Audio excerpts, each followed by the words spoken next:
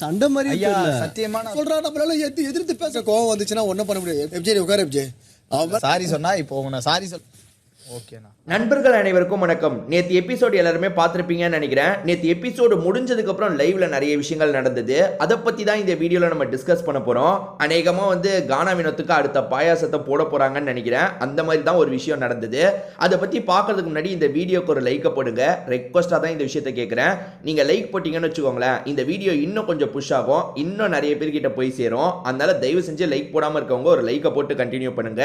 அதே மாதிரி சப்ஸ்கிரைப் பண்ணாமல் இருக்கவங்க சப்ஸ்கிரைப் பண்ணி வச்சுக்கோங்க. நேற்று எபிசோடு முடிஞ்சிச்சு பார்த்தீங்களா? அதுக்கப்புறம் எல்லாருமே உட்காந்து பேசிட்டு இருக்காங்க. யார் யாரு? கமருதீன் உட்காந்து பேசிட்டு இருக்காரு, கானா வினோத், அதுக்கப்புறம் எஃப்ஜே பக்கத்தில் கனியும் உட்காந்துட்டு இருக்காங்க. அமித் அங்கிட்டும் இங்கிட்டும் நடந்து வந்துட்டு இருக்காரு. ஸோ இவங்க பேசுறத அமித்தும் கேட்டுட்டு தான் இருக்காரு. என்ன பேசுறாங்கன்னா, ஆக்சுவலாக விஜய் சேதுபதி பண்றாரு பார்த்தீங்களா, அதை பற்றி தான் பேசிட்டு இருக்காங்க. உதாரணத்துக்கு எடுத்துக்கிட்டோம்னா, கோர்ட் டாஸ்கில் கானா வினோத் பயங்கர அலப்பறலாம் பண்ணாரு அப்படின்ற மாதிரி வியானா அந்த இடத்துல சொல்லிட்டாங்க. அதனால கானா வினோத்துக்கு கொஞ்சம் திட்டெல்லாம் கிடைச்சது, ரோஸ்டெல்லாம் கிடைச்சது. ஆக்சுவலாக கானா வினோத்தும் வியானவும் ஃப்ரெண்ட்லியாக விளையாடிட்டு இருந்திருக்காங்க. இந்த விஷயத்தை அமித் பார்த்துருக்காரு. அமித் நீங்கள் சண்டை போட்டிங்களேன்னு கேட்குறாரு. இல்லை நாங்கள் ஜாலியாக தான் விளையாண்டோன்னு முதல்ல கானா வினோத் சொல்கிறாரு. இந்த இடத்துல எஃப்ஜேவும் ஆமாம் அவங்க ஜாலியாக தான் விளையாடிட்டு இருந்தாங்கன்னு சொல்கிறாரு. அப்போ கானா வினோத் இருக்கார்ல, ஜாலியாக விளையாடிட்டு இருந்ததை போய் அந்த பொண்ணு பொது இடத்துல, அதாவது விஜய் சேதுபதி முன்னாடி போய் வேற மாதிரி சொல்லிட்டா. விஜய் சேதுபதி கிட்ட சொல்லியும் புரிய வைக்க முடியல, அதாவது ஹோஸ்ட் கிட்ட சொல்லி புரிய வைக்க முடியல. அவர் எதுவுமே கேட்க மாட்டாரு, சட்டுன்னு உக்காருன்னு சொல்லிடுறாரு அப்படின்ற மாதிரி கானா வினோத் புலம்புறாரு. அதாவது என்ன சொல்றாரு, நம்ம சொல்றது அவர் கேட்க மாட்டாரு, சட்டுன்னு உட்கார சொல்லிடுறாரு அப்படின்னு சொல்றாரு. ஒரு உதாரணம் சொன்னாரா, அதோட நிறுத்தி இருக்கலாம் கானா வினோத். கானா வினோத் என்ன பண்றாருன்னா, இப்ப விஜய் சேதுபதிக்கு எஃப்ஜே மேல கோபம் இருக்குன்னா எஃப்ஜே கிட்ட அவர் பேச மாட்டாரு. எஃப்ஜே உட்காருங்க, எஃப்ஜே உட்காருங்க, இதுதான் பண்ணுவாருன்ற மாதிரி சொல்றாரு. யோசிச்சு பாருங்க, விஜய் சேதுபதி இந்த வீடியோவை பார்த்தாருன்னா ட்ரிகர் ஆவாரா மாட்டாரா? விஜய் சேதுபதிக்கு ரொம்ப ரொம்ப ஜாஸ்திங்க ஈகோ. அதாவது நிறைய பேருக்கு ஈகோ ஜாஸ்தியாக இருக்கும். கமலுக்கும் ஈகோ இருக்கும், எல்லாருக்குமே ஈகோ இருக்கும் போது விஜய் சேதுபதிக்கும் எக்ஸ்ட்ரீம் ஈகோ இருக்கும்.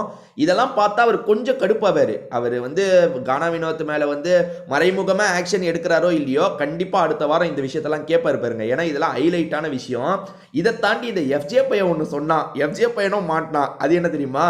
எஃப்ஜே என்ன சொல்றான்னா, நீ சொல்றது சரிதான், அதனால தான் இப்போ அவர் என்ன திட்டினாலும் நான் எதுவுமே பேசுறது இல்லை, சரின்னு தலையாட்டிடுறேன் அப்படின்ற மாதிரி சொல்றான். அந்த இடத்துல இன்னொன்று ஒன்று சொல்றாங்க. இப்போ நம்ம உதாரணத்துக்கு சாரி சொன்னாலும் நான் உங்ககிட்ட சாரி கேட்டேன் நான் எஃப்ஜேன்னு சொல்லுவாரு. அதனால தான் நான் இப்பெல்லாம் எதுவுமே பேசுறது இல்லை, அவரை இப்படி தான் டீல் பண்றேன்ற மாதிரி எஃப்ஜே சொல்லிட்டு இருக்காங்க. இப்போ யோசிச்சு பாருங்க, விஜய் சேதுபதி என்ன நினைப்பாரு? அப்போ இவன் தப்பெல்லாம் புரிஞ்சுக்கிட்டு அமைதியா இல்லை, நம்ம கிட்ட பேச முடியாதுன்றதுக்காக அமைதியா இருக்கானா அப்படின்ற மாதிரிலாம் யோசிப்பார்ல. ஏன்னா எஃப்ஜே அதுதான் சொல்றான், அவர்கிட்ட பேச முடியாது, அதே மாதிரி அவர்கிட்ட பேச முடியாது, அதே மாதிரி சாரி சொன்னாலும் நான் உங்ககிட்ட சாரியா கேட்டேன்னு சொல்லுவாரு, அதனால அமைதியா இருக்கேன்னு சொல்றான்.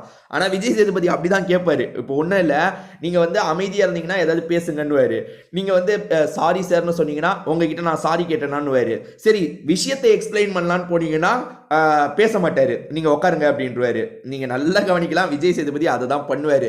ஆனா அவர் இடத்துல இருந்தோம் சில விஷயங்களை நம்ம யோசிக்கணுங்க. விஜய் சேதுபதி இடத்துல இருந்தோம் யோசிங்க, எல்லாருமே அவர்கிட்ட வாக்குவாதம் பண்ணாங்கன்னா முடியவே முடியாது ஷோ. யோசிச்சு பாருங்க, உள்ள இருக்கவங்களுக்கு நடந்த எல்லாமே தெரியாது. அவங்க நம்ம பக்கம் நியாயம் இருக்குன்னு நிறைய எக்ஸ்பிளைன் பண்ண கூட வாய்ப்பு இருக்கு. ஆனா வெளியே இருந்து பார்க்குற நம்ம எல்லாருக்குமே எல்லாமே தெரியும். அவங்க பண்ணது பண்ணாதது எல்லாமே நமக்கு தெரியும். அவங்க இங்க ஒன்று பேசியிருப்பாங்க, அங்க ஒன்று பேசியிருப்பாங்கன்ட்டு எல்லாமே நமக்கு தெரியும். ஸோ நம்மெல்லாம் டக்குன்னு புரிஞ்சுக்கலாம், அந்த விஷயத்தை கட் பண்ணலாம். அதுவும் இல்லாமல் ஒரு ஹோஸ்ட் கட் பண்ணி தான் ஆகணும், இல்லைன்னு இங்கே எல்லாரும் வளன்னு பேசுவாங்க. ஸோ எல்லாத்தையும் முழுசா கேட்க முடியாது. ஆனால் சில விஷயங்களையாவது விஜய் சேதுபதி முழுசா கேட்கலாம், அவங்கள பேச விடலாம். அதை விஜய் சேதுபதி பண்ணா நல்லா இருக்கும். இதை பற்றி நீங்க நினைக்கிற உங்களோட கருத்தையும் சொல்லுங்க.